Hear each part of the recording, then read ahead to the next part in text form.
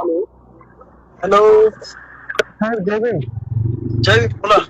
हा तर काय झालं माहितीये का, आता जे मारहाण झाली ते राजू फाटेला मातंग समाजाच्या मुलांकडून, हा तर बोला. ती मारहाण झालेली आहे. तर मग मी व्हिडिओ टाकलाय एक, कारण की सगळीकडे ती मारहाण झाल्यानंतर बैठका चालू आहेत की, आणि पोरं आपले स्टेटस ठेवायलेत की याच्या पेक्षा भारी उत्तर मिळेल.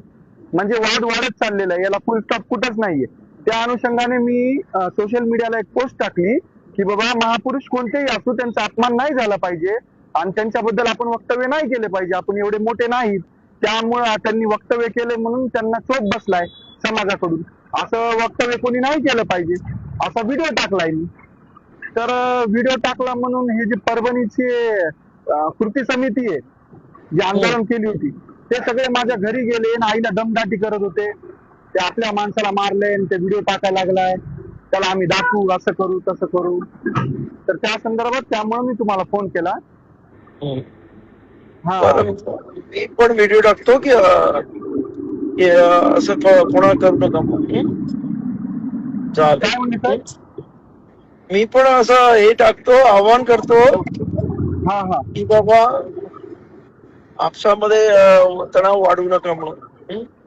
हा कारण त्यांनी जे तुम्ही पाहिला असेल ना त्यांचा व्हिडिओ, कारण त्यांनी सुरुवातीपासून ते अण्णाभाऊंना, लवजी साळवेंना ते चुकीचं समजा बोलत होते. मग त्यांच्या समाजात द्वेष निर्माण होतोय ना त्यांच्याबद्दल, त्याच्यामुळे त्यांना मारलं.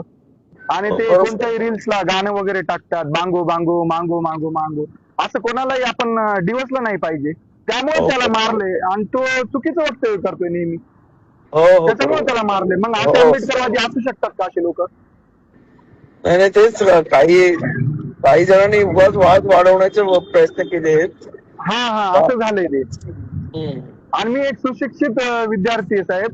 मी खूप मानतो आंबेडकर घराण्याला, मानतो मी, तुमचं सगळ्यांचं काम करतो. आणि हे जे आता परभणीची कृती समिती तयार केलेली आहे साहेब, तुम्हाला सांगतो अक्षरशः एवढ्या खालच्या पातळीवर मला कमेंट्स केली, फेसबुकला केलेत, माझ्या घरी एवढे जण गेले, घोषणाबाजी केली. आणि आहे काय, मी त्यात काहीच नाही बोललो. बरं, मी त्यांना सांगतो. आणि जेव्हा मग चळवळीतला सुशिक्षित कार्यकर्ता असं बोलतो, त्यांना मग दमदाटी करायचं, गाड्या घेऊन यायचं, हे असं अच्छा. करतात हे लोक. नाही, ते बरोबर नाही. माझी विनंती आहे साहेब, हो. कारण की मी चळवळीत काम करतो, माझं आयुष्य बी चळवळीत घालवणार आहे मी, तसं सहित मी. पण हे असं दमदाटी करतायत, मग समाजामध्ये काय समजा मेसेज जातो की बाबा सिद्धार्थच्या घरी आले, त्यांना असं केलं. घरचे पण घाबरलेत खूप. माझी आई काल थरथर करू लागली साहेब. नाही नाही, त्यांना सांगा मला तेव्हाच फोन लावून द्यायचा होता, मी दम दिला असं त्यांना. साहेब एकदा बोला फक्त. आता मी म्हणलं एवढ्या गडबडीत कसं, मी नव्हतो घरी, मी काहीच चुकीचं बोललेलं नाही. माझा उद्देश हाच आहे की समाजामध्ये द्वेष निर्माण नाही झाला पाहिजे, असं आपण वक्तव्य नाही केलं पाहिजे.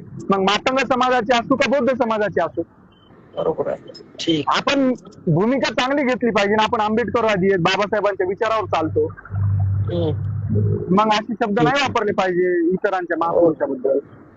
नाही, तसं त्याला सांगा काही होणार नाही. हा हा चालते साहेब, चालते. थँक्यू सो मच साहेब.